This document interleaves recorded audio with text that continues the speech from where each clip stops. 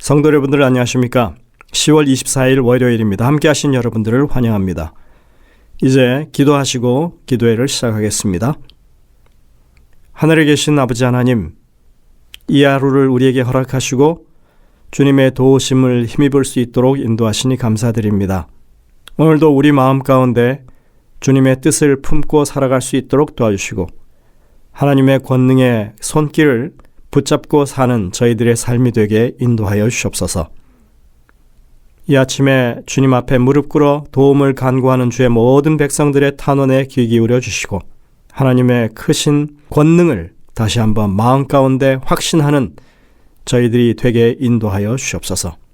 육신의 연약함을 가지고 주님께 도움을 구하는 주의 백성들 불쌍히 여기시고 그 모든 아픔이 사라질 수 있도록 도와주시고 그 고통에서 헤어나올 수 있도록 은혜를 베풀어 주시옵소서.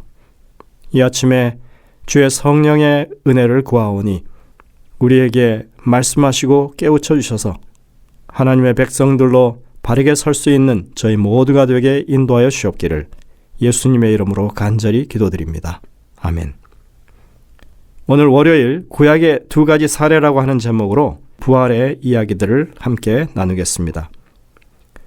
열왕기상 17장에는 엘리야 시대의 사르밧 과부의 이야기가 나옵니다. 열왕기 하 4장에는 엘리사 시대의 수넴 여인의 이야기가 나옵니다. 여기에 등장하는 두 여인들은 다 부활 사건과 관련된 인물들입니다. 이 둘 사이에 어떤 유사점과 차이점이 있을까요? 히브리 11장에 보면 11장 35절에서 여자들은 자기의 죽은 자들을 부활로 받기도 하며 이렇게 했습니다. 이 구절들은 분명히 오늘 우리가 함께 살펴볼 두 가지 부활 사건을 가리키고 있습니다.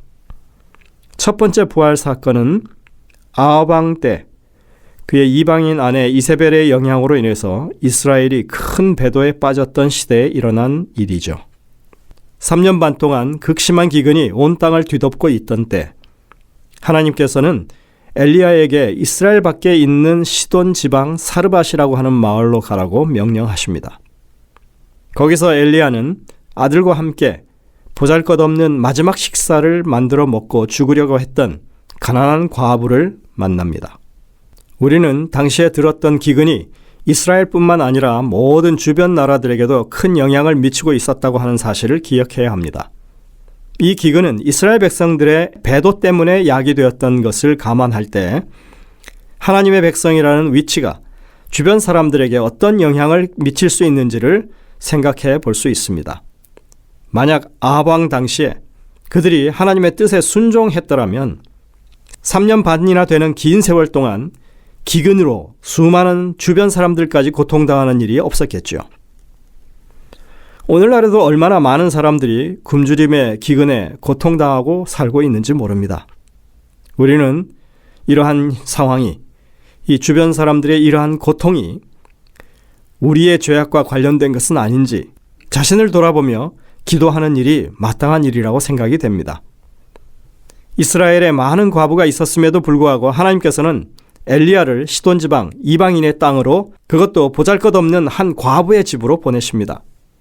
이러한 조치는 상당히 불리한 상황을 자초하는 일이었습니다. 이방인의 땅에다 그리고 과부의 집이었습니다. 오늘날 시각에서 보자면 민족적, 윤리적 문제의 소지가 많은 그런 상황입니다. 하나님의 선지자 나라가 도탄에 빠졌는데 선지자가 이방인의 집에 머문다? 게다가 과부가 사는 집에서 머문다. 그야말로 여러 가지 비난을 피할 수 없는 그런 모습입니다. 그럼에도 불구하고 하나님께서는 한 가정, 한 연약한 영혼을 구원하기 위해서 이 일을 감행하십니다.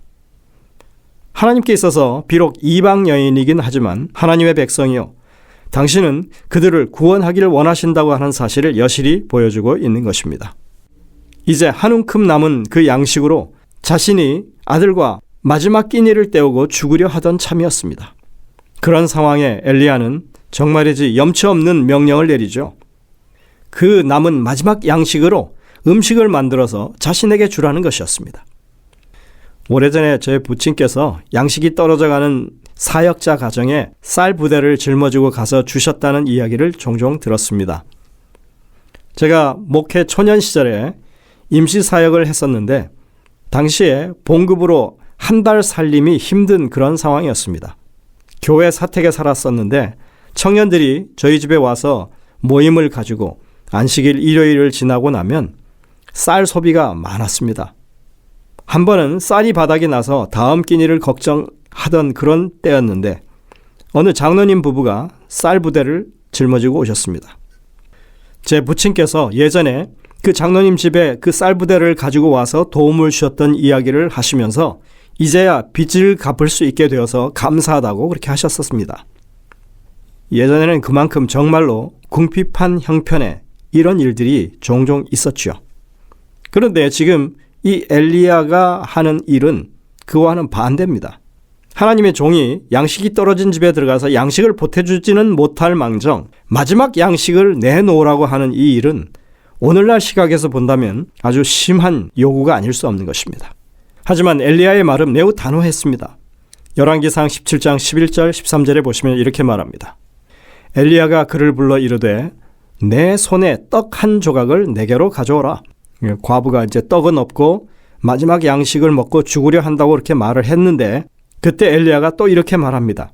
엘리야가 그에게 이르되 두려워하지 말고 가서 내 말대로 하려니와 먼저 그것으로 나를 위하여 작은 떡 한 개를 만들어 내게로 가져오고 그 후에 너와 내 아들을 위하여 만들라. 여기서 과부의 사정을 듣고도 엘리야는 두려워하지 말고 가서 내 말대로 하려니와 이렇게 말합니다.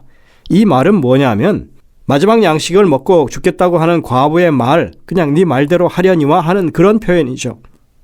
그 과부의 의향이 어떠하든지 간에 하나님은 그 가정을 위한 하나님의 계획이 있다고, 그러니 하나님의 말씀을 들으라고 그렇게 하는 것입니다. 비록 극심한 어려움 중에서라도 과부는 하나님의 말씀을 따릅니다. 이제 그들은 기근이 멈출 때까지 떨어지지 않는 밀가루와 기름의 기적을 통해서 살아남을 수 있게 된 것입니다. 그런데 이적은 여기서 그치지 않았습니다. 어느 날 과부의 아들이 병들어 죽게 되었죠. 참으로 절망에 빠질 수밖에 없는 상황이었습니다. 졸지의 아들을 잃은 어머니는 엘리야에게 간절히 매달렸고 엘리야는 하나님께 간구합니다. 그리고 성경은 이렇게 기록하고 있습니다. 주께서 엘리야가 부르짖는 소리를 들으시고 그 아이의 호흡을 되돌아오게 하여 주셔서 그 아이가 살아났다. 세번역 열왕기상 17장 22절입니다. 이것이 모세 부활 이후의 첫 번째 부활 사건에 관한 기록이고요. 두 번째 부활 사건은 엘리사 시대입니다. 길보아 산 남쪽에 있는 수넴이라고 하는 작은 마을에서 일어난 사건이죠. 열왕기하 4장에는 엘리사 선지자를 중심으로 두 여인의 이야기가 나오고 있는데 1절부터 7절에 나오는 과부와 그 아들의 이야기와 8절부터 37절에 나오는 바로 수넴 여인과 그 아들의 두 이야기인 것입니다. 우리는 여기서 혼돈하지 말아야 합니다. 이 첫 번째 1절부터 7절에 나오는 그 과부의 이야기는 어느 과부의 이야기입니다. 그 과부는 선지자 학교에 생도했던 남편과 사별한 후에 그 남편이 진 빚 때문에 그 아들을 종으로 팔아야 할 그런 상황에서 엘리사를 찾아와서 간청한 것입니다. 참으로 그녀는 구차하고 힘든 그런 삶을 살아가고 있었는데 엘리사가 그 간청에 응답해서 많은 그릇을 가져다가 기름으로 채워서 그 기름을 팔아서 빚을 청산하는 기적을 통해서 그 가난한 과부가 이렇게 살 수 있도록 도와주었다는 이야기가 나오죠. 이제 이어지는 이야기가 바로 수넴 여인의 아들의 부활에 관한 이야기인 것입니다. 이 여인은 수넴 지방의 어느 부유한 집안의 아내였습니다. 엘리사는 수넴에 가서 결혼은 했지만 아이가 없는 한 부유한 여인을 만나게 되죠. 이 수넴이라고 하는 것은 이사갈 지파의 땅에 있는 한 마을입니다. 선지자는 그녀에게 아들을 낳을 것이라고 했고 그가 말한 대로 아들이 정말 태어났습니다. 그런데 건강하게 잘 자라던 아기가 어느 날 갑자기 병들어 죽습니다. 수넴 여인은 엘리사가 있는 갈멜살론으로 달려가서 자기와 함께 죽은 아들이 있는 곳으로 가자고 요청합니다. 엘리사가 그 집으로 가서 하나님께 간절히 기도하고 마침내 아이가 살아나게 됩니다. 영감의 교훈에 보면 그것을 이렇게 말하고 있습니다. 엘리사는 게하시를 불러 그의 어머니를 불러오라고 명했다. 여인이 들어가니 엘리사가 가로되 내 아들을 취하라. 이와 같이 이 여인의 믿음은 보상을 보았다. 크신 생명의 시여자 그리스도께서는 여인의 아들을 살려 그에게 돌려주셨다. 이와 같은 방법으로 그리스도께 충성을 다하는 사람들은 그리스도께서 재림하실 때 곧 죽음이 그 쏘는 힘을 잃고 무덤이 그가 주장했던 승리를 빼앗길 때 보상을 받게 될 것이다. 선지자왕 239쪽에 있는 말씀입니다. 이것이 구약에 나와 있는 이제 모세의 부활을 제외한 나머지 두 부활의 사례에 관한 이야기들이었습니다. 오늘 우리가 다루고 있는 이 여인들은 각기 다른 시간적인, 경제적인 그리고 민족적인 배경을 가지고 있었지만 두 사람 모두 구원에 이르게 하는 믿음을 가지고 있었다고 하는 것을 우리가 생각합니다. 사르밧 과부는 이스라엘 땅에 자기 몸을 숨길 곳조차 없이 어려운 상황에 처해 있던 엘리야를 도와주죠. 또한 수넴 여인과 그의 남편은 엘리사가 자신들이 살고 있는 지역을 지날 때 머물 수 있는 특별한 처소를 만들어 주었습니다. 이들은 엘리사 선지자가 하나님의 거룩한 선지자라는 사실을 받아들이고 자신들이 할 수 있는 일, 즉 선지자의 편의를 도모하는 일을 했던 것입니다. 이 두 여인들은 하나님의 선지자를 돕고 봉사하기를 즐겨하는 여인들이었습니다. 두 여인의 아들들이 죽었을 때 신실한 두 어머니는 하나님의 선지자에게 간청하고 그 결과 그들의 자녀들이 다시 살아나는 기쁨을 맛보게 된 것입니다. 이 두 가정에서 겪었던 부활 사건을 우리가 어떻게 이해할까요? 부활의 당사자는 부모가 아닌 아들들이었습니다. 그 아들들의 부활은 부모의 공덕 때문에 그렇게 된 것일까요?